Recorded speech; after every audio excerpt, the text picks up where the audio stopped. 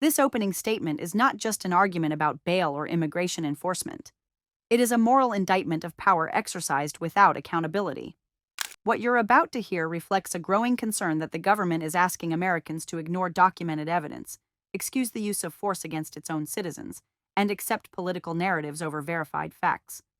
This moment cuts to the core of public trust, due process, and whether the rule of law still applies equally to everyone.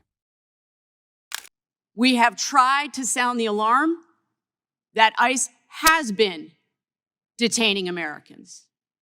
ICE has been violating rights and has been using violence without seemingly any accountability. And so many of us sit here this morning absolutely enraged, but also heartsick about what has happened. Not just to this woman in that car in Minnesota who was gunned down in front of her partner,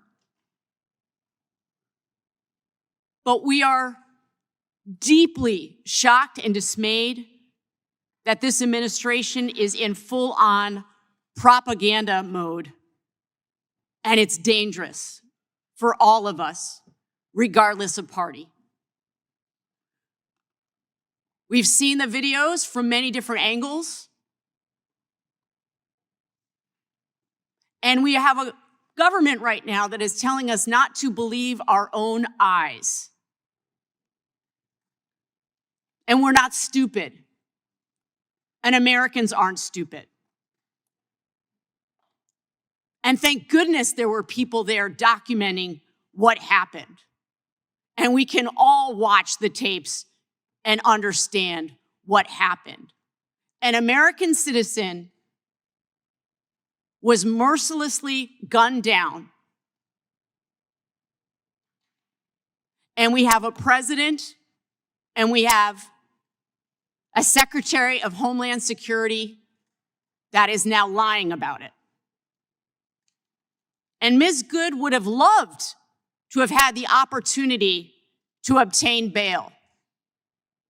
If she was in violation of state or federal law, she would have loved to have had the opportunity to take advantage of bail and have her case heard in court. And yet the ICE agent in that moment was judge, jury, and executioner. And it's a tragedy, and it's a national disgrace.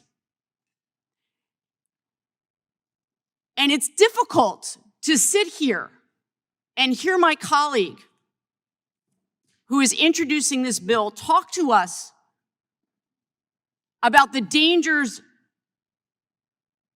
of releasing violent criminals out on the street through bail when we are still dealing with the horror of the president pardoning the violent felons that attacked this building and that attacked law enforcement. And several of them have reoffended.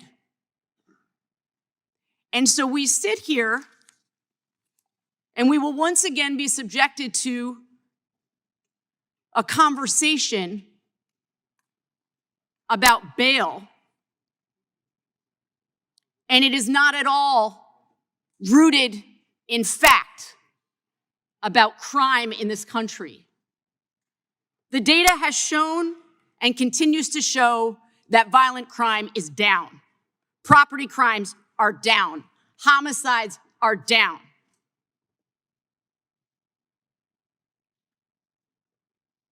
There is absolutely no evidence suggesting that the posting of bail by a state or local bail fund affects interstate commerce in any meaningful way. I expect my Republican colleagues today to spend the time citing purely anecdotal evidence. And of course, there are individual stories of people who have committed violent offenses after being bailed out by nonprofit bail funds. And each is tragic. Just like the murder of Ms. Good was tragic, and what we need right now is a president and an attorney general and a secretary of Homeland Security being honest with the American people that this was a tragedy and that they are going to look into the circumstances by which an American citizen was gunned down. And there is no question, and again, I speak for my colleagues, there is no question that we must address the root causes of violent crime. We have to invest in proven solutions, such as community violence intervention and drug treatment, and support law enforcement with funding and other resources, something that has not happened under this administration. If the majority decides to get serious about public safety in America, we will welcome that opportunity. But this legislation is not a solution. And for us to be discussing this in light of what happened yesterday feels completely and totally inappropriate. This legislation is no solution at all, and I urge my colleagues to join me in voting no on H.R. 6260, and I yield back. What this opening statement ultimately reveals is not a disagreement over policy, but a crisis of accountability at the highest levels of federal power. At the center of this moment is the killing of an American citizen, Ms. Good, during an ICE operation in Minnesota, an event that occurred without an arrest warrant being executed, without judicial oversight, and without any opportunity for bail or due process. That fact alone should have triggered immediate transparency from the Department of Homeland Security, Secretary Kristi Noem, and the administration overseeing immigration and customs enforcement. Instead, the response from the White House and DHS leadership has been denial, minimization, and an effort to discredit video evidence that the public can plainly see. This is not an isolated breakdown. Under President Donald Trump's administration, ICE has increasingly operated with expanded authority and reduced oversight, even as reports from civil rights organizations and congressional committees document a rise in excessive force incidents and constitutional violations.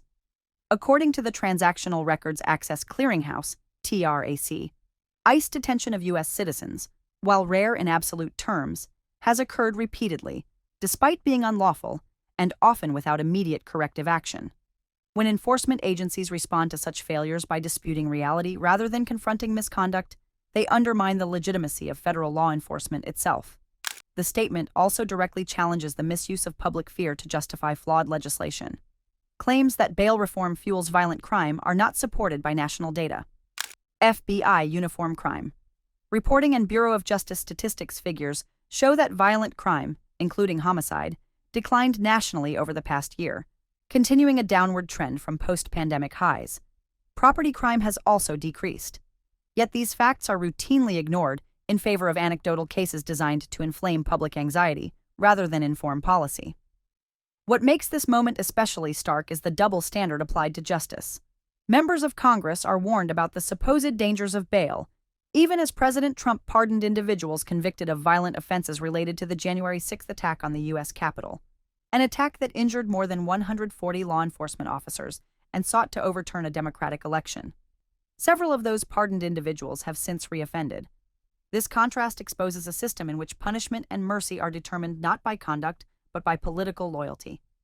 Equally concerning is the administration's failure to invest in proven public safety solutions. Programs focused on community violence intervention, substance abuse treatment, and targeted prevention have consistently shown reductions in violent crime, according to Department of Justice evaluations. Yet funding for these initiatives has stagnated or been deprioritized, while enforcement-heavy approaches expand without corresponding safeguards. This is why H.R. 6260 is not merely insufficient, it is misdirected. It does nothing to address ICE accountability, nothing to ensure constitutional protections for citizens, and nothing to rebuild public trust in federal institutions. The real question before Congress is whether agencies like ICE and DHS will be subject to the same rule of law they are tasked with enforcing.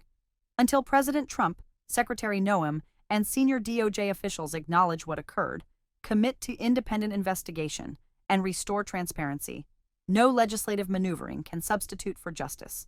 Public safety cannot be achieved through propaganda, and democracy cannot endure when government power operates without consequence.